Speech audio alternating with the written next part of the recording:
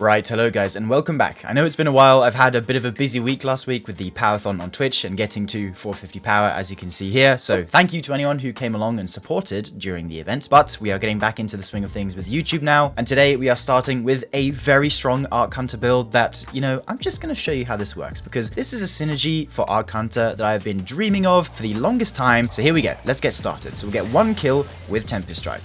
We're then going to use our Ascension to get our Tempest Strike back. Then we're going to use our Tempest Strike again to kill this captain.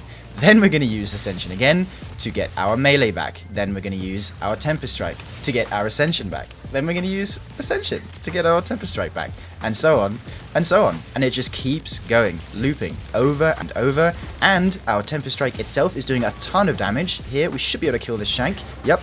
Half health, mythic. This is mythic world tier, by the way, just letting you know. So, as you saw from the footage, we were actually able to loop our Tempest Strike and our Ascension back to back over and over again. So how is this possible? Well, that is because of a recent change that was made to Tempest Strike in, I believe, the most recent patch, where it said that it's now working properly with combination blow. However, this actually isn't true in some cases. And I just want to state right off the bat that this build will not work in low-end content. And the reason for that is because the jolt from the Tempest Strike is stealing the kill and thus not giving back your Gambler's Dodge, which it should be doing. So just disregard that for a second though, because I just want to explain how this works. So obviously it is the main Arc Hunter loop where you punch an enemy, it gives you a stack of combination blow, then you dodge and it gives you your melee back. You can punch again, then dodge, then punch again, and they feed each other back, assuming you have the correct amount of stats. You have 70 class, you have over 100 melee. We'll get into that, but this is the classic Arc Hunter loop that we've all come to know. However, in the Edge of Fate, this has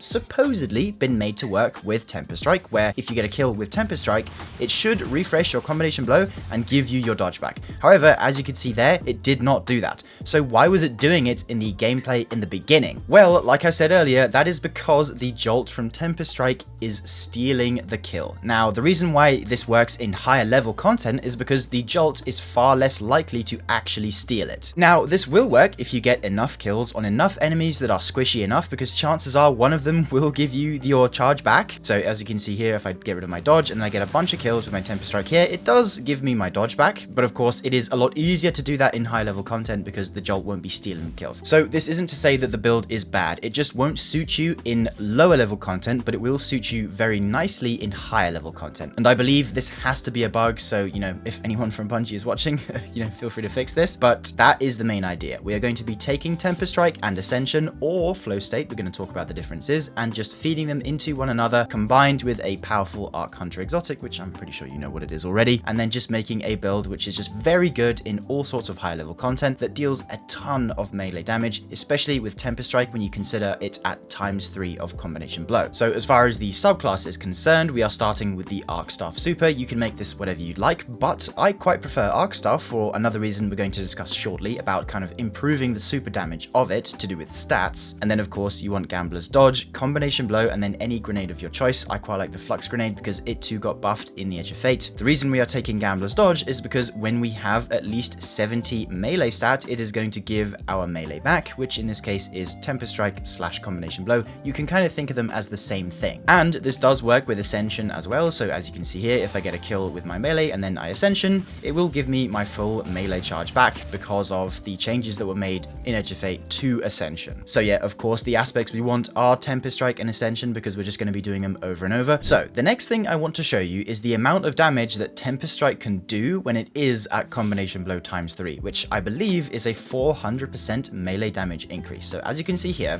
at base, it is doing around, if we go off the total damage from the board, it's doing 692. So now if I was to get some stacks of combination blow all the way up to ×3, there we are at ×3, and if I spawn in Carl, the damage of our Tempest Strike now is a lot higher at 3,233, and in Mythic or sort of -40 underlevel content, it is very easy to maintain it because in that content, your melee kills will be refreshing the combination blow timer. Of course, like I mentioned, it is just a bit unfortunate you can't show that in easier content. However, in harder content, then trust me, it does work. So glossing over the fragments now, the first one you're going to want is Spark of Resistance, because this one is going to give you, I believe, a 25% damage resistance when surrounded by 3 or more enemies. Plus, it also gives you plus 10 melee stat, which is quite nice for getting up to our melee needs. After that, we are taking Spark of Amplitude. This will make it so rapidly defeating targets while you are amplified creates an orb of power. This is just on a 10-second cooldown, but you know, you do get extra orbs, which is quite nice. Then Spark of Frequency to make it so melee hits will increase your reload speed, and when you are amplified, you're going to get double bolt charge from all sources. And by the way, defeating jolted targets, doesn't matter where from, if you have Tempest Strike equipped, will give you stacks of bolt charge. It doesn't have to be from the melee itself, so any jolt source will work for this. And then for the last two, we have Spark of Ions to make it so defeating a jolted target creates an ionic trace. This is again on a 10-second cooldown, but it's just to give more traces so we can get our grenade back faster. And then we have Spark of Feedback. This is going to make it so taking melee damage briefly increases your outgoing melee damage. And I'll have the exact percentage on screen. I don't know off the top of my head, but this will stack with Tempest Strike should you ever trigger it. So of course, this being an Arc Hunter build, there is no better exotic to pair with it than Gifted Conviction. It is just the classic. There really isn't anything that can replace it at this point. And Gifted Conviction, as I'm sure you're all aware by now, makes it so activating either Ascension or Tempest Strike, both of the aspects that we have on the build, throws bouncing explosives at nearby targets that jolt and damage them. And jolting nearby targets grants you damage resistance. So these stacks of damage resist actually work on an incrementing basis all the way up to 4, which is a 50% damage resist. So this is why we have Gifted Conviction. It's just the GOAT of Arc Hunter builds. So now let's talk about our stats a little bit. And because this is a melee focused build, you are of course going to want to spec into melee. And fortunately, being 450 power, you get a lot of good armor pieces, which let you get really good stats. So I'm personally quite glad that I'm there, but if you're not there, that's totally fine. There are still compromises you can make. So my recommendation would be first to get 70 in both class and melee at least, because then that is what allows your combination blow loop to work properly. And by that I mean you get 1 kill with your melee, you then dodge, and that gives you your full melee back because you have 70 melee. You get a melee kill, and that gives you your full dodge back because you have 70 class. So be sure to prioritize getting 70 in both class and melee first, then you can worry about getting more points into the rest. So after you have done that, my recommendation would then be to pour as much into melee as possible. And if you are sort of, you know, around the 400 power mark, you should be able to get similar stats to me, which is 160 melee, 100 super, and 70 class. These are the only 3 stats that matter. Your weapons, your health, your grenade, these don't matter at all, really. These 3 are the only ones you want to focus on: melee, super, and class. And the reason for that is because at 160 melee, we can then put 2 melee fonts on our gloves, which will then put us up to 200 melee whenever we have armor charge. And a 200 melee Tempest Strike is going to be dealing a multiplicative 30% more damage. So definitely a stat distribution that is only possible with higher level gear. So if you are lower down in power level, you may see this as like a 50 super, for example, but definitely try to prioritize 160 melee and then 70 class. The rest can go into super if you can manage it. On the topic of stats, actually, I wanted to show you guys a interaction with Arc Staff and the stats, because I'm going to turn this into its own video long enough, but if I spawn in Carl here, I just want to show you that the super stat isn't actually the only stat that benefits Arc Staff specifically. And this counts for a fair few Hunter supers, but here's the idea. So as you can see, my normal Arc Staff combo, once we get through the whole thing, which is light, heavy, by the way, so this does last for a significant amount of time. But I just wanted to show you a base value of the super at, let's see here. So this is 76 super, so there's no increases whatsoever, and we are dealing 8,700 damage to Carl. Okay, so that's just with a base Arc Staff, no boosts, nothing like that. But now, if I was to swap to a loadout that has Raiden Flux, 200 super, and 200 melee, so with 200 melee and 200 super, with Raiden Flux, let's see how much damage we can deal. We're obviously going to do quite a few more combos because of Raiden Flux. We're just going to carry on going. That should be the last one there. And then if we look at the board, 45,000. Now bear in mind, we started at 8,700, which is a very significant increase, and that is just for having 200 super and 200 melee. I've achieved it through the fonts on my gloves, basically here. Obviously, on your main running loadout, this isn't going to be possible because you have Gifted Conviction on, and I have way less super and, you know, only 200 melee. But that is to show you that Arc Staff, despite being a super, benefits from the melee stat and the super stat. Just something for you to be aware of. So 200 super is a 1.45x increase to the damage, and 200 melee is 1.3x. So when you stack those together, it is a lot more increased super damage. Pair that with Raid Influx, which already increases the super damage of your arc staff and makes it last a lot longer, you know, you can kind of see things get a little spicy. So I'm not saying that you need to swap to this whenever you have your arc staff super ready. It's just something to be aware of. If you're running this build normally, you are going to get the 1.3x benefit from having the melee stat, like I just showed you. You don't even have to swap to this loadout. It's just something cool that I wanted to make you aware of. Like I said, I do want to do a whole separate video where we break down all of these different unique interactions with the stats, kind of limit testing them. But yeah, just something to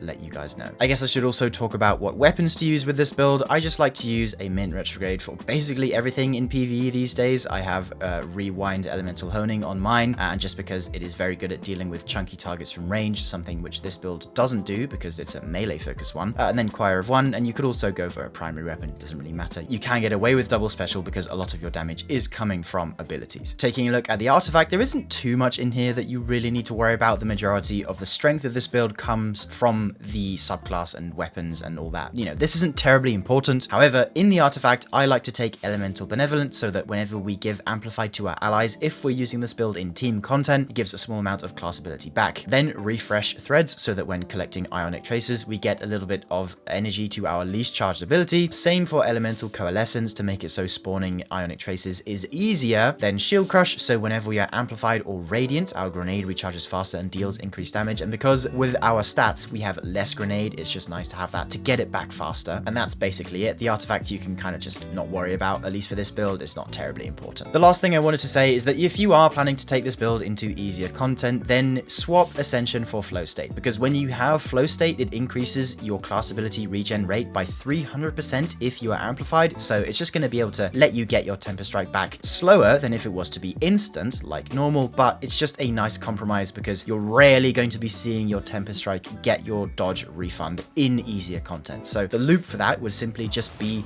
getting your combination blow stacks all up to full the normal way, and then once you do have it back, you can just spend one here.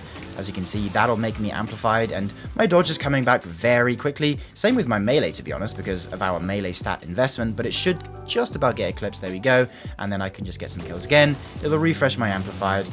If I collect this, it'll give me some dodge energy, and it is slower, but just letting you know, if you're using the build in easier content, then just use Flow State because it's not that much different. So the mods for the build, I have 2 copies of hands-on the helmet to make it so getting kills with Temper Strike gives a very good amount of super energy, and you will notice it. Then 2 melee fonts to get all the way up to 200 melee whenever you have armor charge, heavy-handed to make said orb with Temper Strike, resist mods on the chest piece, then stacks on stacks and ammo scavengers on the boots, because stacks on stacks will give us 2 stacks of armor charge whenever we collect an orb, giving us increased duration on our fonts. Then we have time dilation to increase the duration of the fonts, powerful attraction to work with Ascension, which does work in Edge of Fate now, by the way, and Reaper, which again works with Ascension in the Edge of Fate. As far as the optimal gameplay loop is concerned for this build, if you are in Mythic or higher level content, then it's just going to be spam one ability after the other. It's very simple, just use Temper Strike, use Ascension to get it back, use Temper Strike, use Ascension, so on and so on. You guys get the idea. Keep in mind that you can definitely use the Raid Influx 200 melee, 200 super tech to really juice the damage of your arc staff if this is something you wanted to bring into the raid, for example, or the cutthroat combat version, which I believe should work. In fact, we can go and test that. Having a look at the raid now on cutthroat combat, I believe it should be giving my dodge back because the enemies are